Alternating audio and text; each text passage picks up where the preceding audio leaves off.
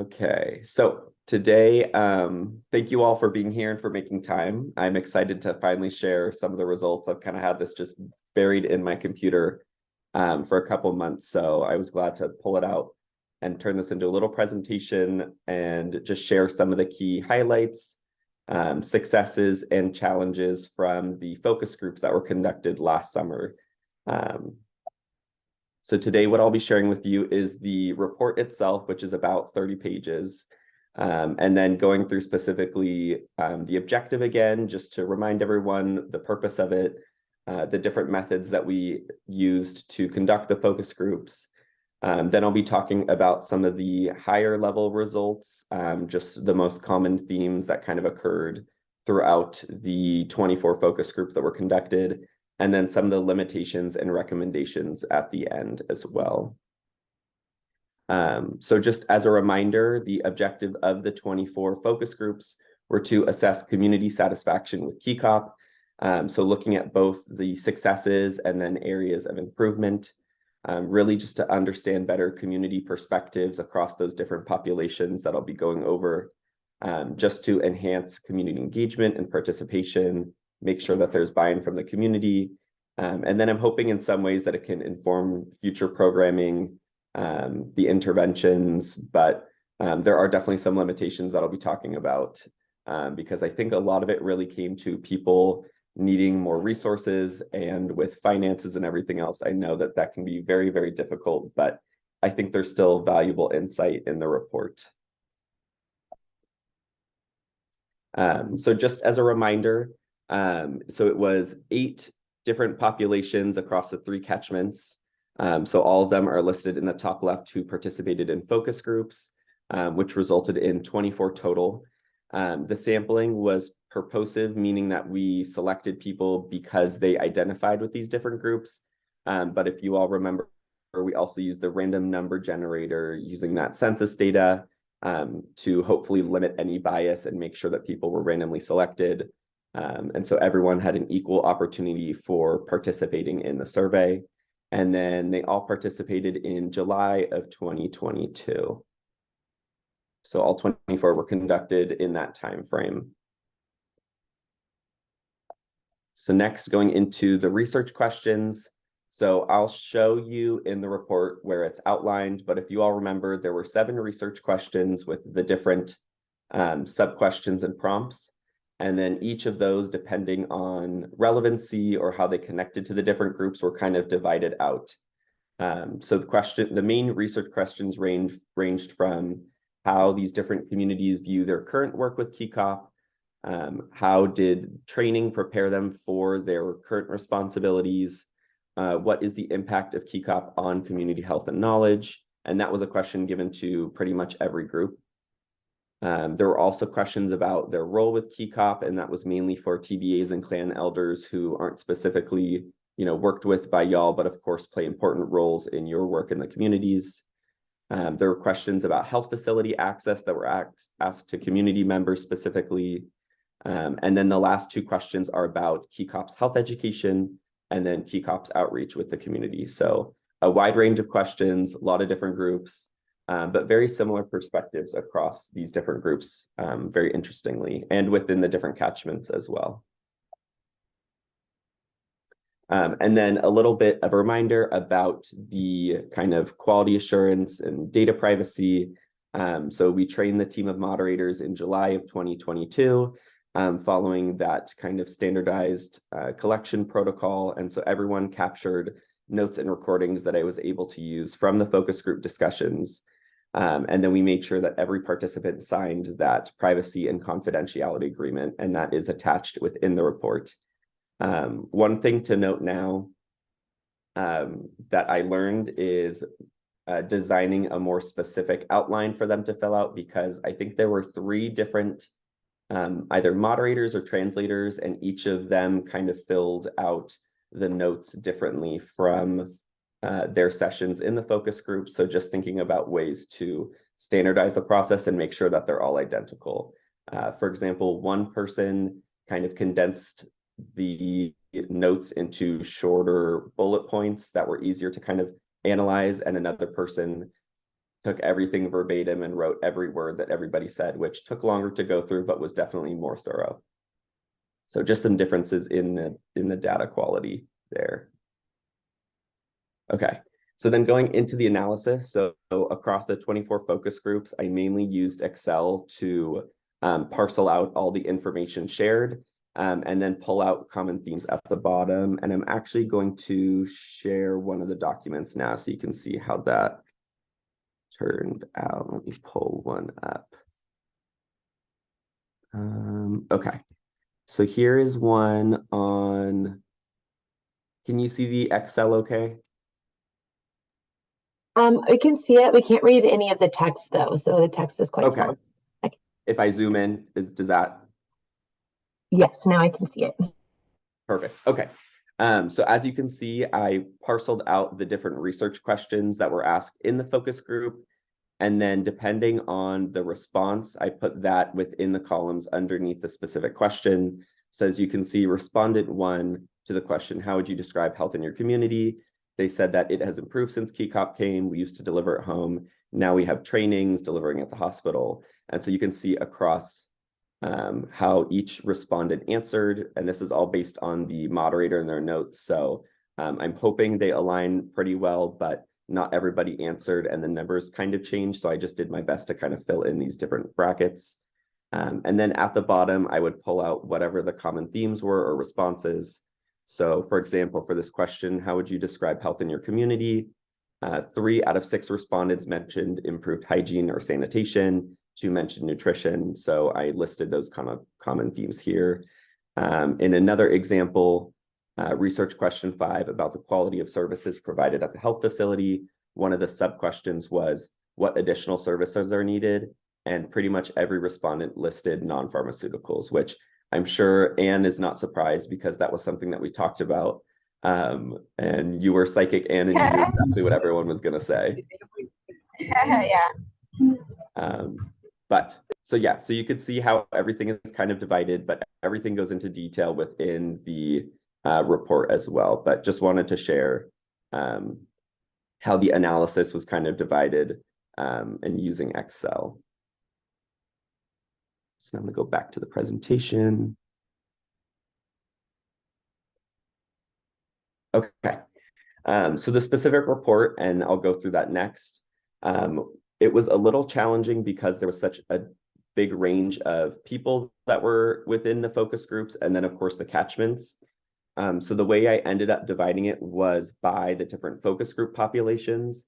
And under each one, I provided a high-level summary of findings. So what were the most commonly reported benefits and challenges that they listed. I listed out key themes that came out through their discussions. And then I also listed out the different successes that these groups saw with KeyCOP, and then also challenges that they reported with KeyCOP. So I can go through that next as well, just to give you a bit of the report, and let me pull that up. Okay. And are you able to see the report, the front page that says CurAmericas Global 2022 KeyCOP Community Satisfaction Report? Yep, we can see it. Awesome. Okay.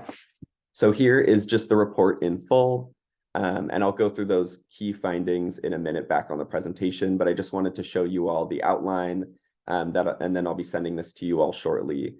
So of course, just starting with basic information about the background of the location, KeyCOP's programs, and then I go into the specific focus group. So discussing the objectives, talking about the methods, and here you can kind of see the research questions, the sub-questions, and then the specific groups that they were provided to. A little complicated, but I just wanted to make sure that that was all listed up front for all of you or whoever would read it to kind of understand the thought process behind the focus groups and the questions that were provided. Going into the sampling format and the focus group size, which was about 6 for all the focus groups, except chairman, of course, because there are only 2 within each catchment. I go into the specific research questions provided to each of these populations and give a quick definition for anyone who is unfamiliar with KeyCOP if they're reading the report. discussing quality assurance, recruitment and training. And then here's where I talk a little bit more about the analysis. I used an inductive and deductive approach. So basically, I started with some ideas on what I thought people would talk about in reading it through. And then also in reading it, I found new themes as well, which I discussed below. And then here you can see how the results and discussion section is outlined. So for example, care group volunteers, Iranda is listed first from their responses. Here you can see the high-level summary. Here you can see key themes pulled out. So what were the most commonly discussed topics? Here are the successes that CGVs in Iranda reported. And then here are the different challenges that CGVs in Iranda reported.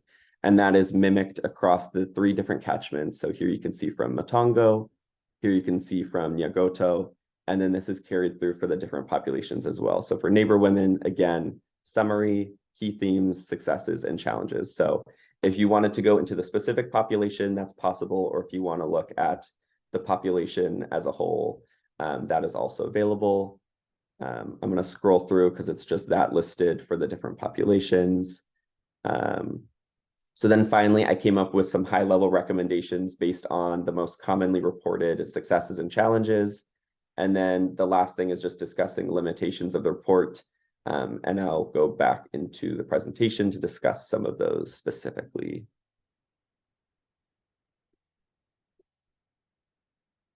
Okay. So like I said, I'm not sure if any of this is going to be specifically surprising. But of course, overall, there was really high positive associations with KeyCOP, a really high level of support for KeyCOP across the different respondents, different groups and catchments. I would say overall, everyone had very positive reviews.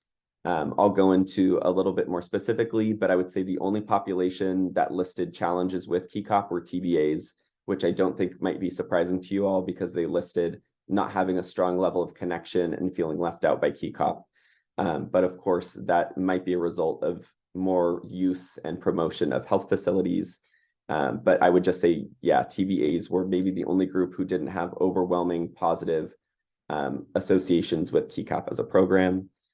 Overall, there was also a high regard for the educational programs and facility improvements, especially around expanded care, solar panels, which were cited in some of the reports as well. And then definitely knowledge and health behaviors. The most commonly cited benefits were, again, around sanitation and hygiene, and then nutrition and maternal care were listed secondary as key benefits of KeyCOP. Overall, people regarded the lesson topics as being easy to understand, accessible, and relevant. So important topics are being covered. Something a lot of people noted was they really liked when images and activities were used, especially when older adults or people with disabilities are learning. So I guess as a recommendation, as much as possible, is figuring out how to use images and visuals to help people understand health topics and different behavioral interventions. And then in terms of specific education, the most commonly cited education topics that were requested, number 1 was definitely cancer. That was listed quite commonly from different participants. Some of the other most common requested topics were high blood pressure, substance abuse, and adolescent health. This is where I'm sure it's not very surprising. And again, Anne already knew these answers were going to come up before we even did the focus group. But mainly all of the challenges reported by these different groups were around health facility access and specifically medical personnel and supply shortages. So I know a lot of that is outside of your power, but it's just, I think, important to note in case there are any opportunities. And then the other secondly most common cited challenge for a lot of the different community members was around transportation and roads. So those were just the kind of key themes that came out in almost every discussion. Other areas of concern specifically for facilities were nighttime services. Most people cited that they couldn't access services at night and that there's limited support during emergencies during late hours of day. The two second most common issues cited with health facilities were around wait times, which again is connected to issues of supply shortages and personnel. But then the other interesting note was a lot of people, especially neighbor women and some of the different volunteers, listed staff care or specifically like rudeness of nurses and facility members. That might be because of short wait times. That might be because people are impatient. I don't know. But that was something that was listed and could be an area of training in the future if that's an area of concern. And then specifically for volunteers, those challenges were also cited. And then a lot of people also requested identification, whether that came in the form of identification cards or even things like t-shirts, just to make them stand out and identify them as KeyCOP personnel. And then the other most commonly requested items from the volunteers were first aid kits for home visits. And then most groups discussed needing boots. And again, I think that goes with roads and transportation, especially during the rainy season, as y'all are experiencing right now. To get into some of the more specific topics discussed by certain populations, among neighbor women and CGVs, something interesting that they listed was difficulties with male community members and getting their support in health education and lessons. So talking specifically about husbands preventing neighbor women from accessing services and them not having a positive regard for KeyCOP. And so I think in terms of recommendations that I'll talk about, one of the biggest things is if there are opportunities to engage with men and adolescents, those were cited as some of the most important ways that KeyCOP can expand outreach. I know this also isn't surprising, but TBAs expressed overwhelmingly a need for more involvement. And they also expressed the need for KeyCOP programs that incorporate more elderly people and then people with disabilities. And I would say also CGVs, neighbor women, and CHVs also listed people with disabilities as being important people that need more outreach, if that is something that you can do through KeyCOP. Clan elders, for the most part, discussed staffing and supply shortages throughout their focus groups. And again, calling for expanded services to reach the elderly and disabled individuals. And then the non-direct beneficiaries who represented people who weren't neighbor women, people who weren't specifically involved with KeyCOP, called for more communication from KeyCOP, as well as outreach, again, to mostly men and adolescents, and then also discussed issues with healthcare service access. So again, I don't know if any of these are specifically surprising, but I think it is great to have all this kind of in writing and to see the differences across certain groups and what they identified as successes and challenges. And so in terms of just some high level recommendations, looking for ways to include men, children, older people, and disabled individuals in health education and outreach. And then again, many people listed the importance of visual aids and images in educational programs. So looking wherever possible to incorporate those. And then as well, pulling in some of those most cited desired topics, of course, around cancer, domestic violence, high blood pressure. Those were topics that were very interested by the community. This is very general, but just ways to increase communication. I know that's challenging with a limited staff, but that was just something that was discussed by a lot of the focus groups. The other thing was patient care and service training. So again, that goes into a lot of people citing staff rudeness, which might be due to wait times or other issues, but that was something that was commonly cited. And then the last thing, again, a lot of the volunteers, like the CGVs, CHVs listed wanting IDs so that they could identify themselves within the community, which could come in the form of, hard copies of some kind of identification paper, or I was even thinking t-shirts if that's more affordable, because they listed needing more incentives to participate with KeyCOP. And so finally, some of the limitations, there was a lot of information in the focus group, so it made finding common themes difficult, especially because it was across so many different groups and then the catchment areas. There were a couple missing reports that I know I discussed with you all last year from the translator. So I think that there were two promoter groups that were still missing. and then one clan elder group, if I remember correctly, but that's listed in the report. Pardon me. There was also, because I was the only one collecting or because I was the only one analyzing the data, I think it's important to note that there might be some misinterpretation on my part, and the way that the translations came in might influence how the interpretations came across. Oh, sorry, coughing now. But finally, I just wanted to acknowledge that even with these limitations, I think there was a lot of great high-level information that can be used, and overall just really positive support for KeyCop, and wanting to expand access across to different regions in KeyC. But